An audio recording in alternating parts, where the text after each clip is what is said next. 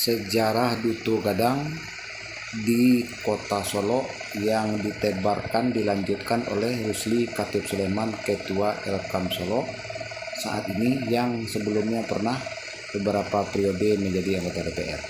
Ya. Sejarah Duto Gadang Syekh Kukut tidak logika ilmiah, sedangkan pada zaman Nabi saja tidak pernah terjadi harimau menjadi manusia.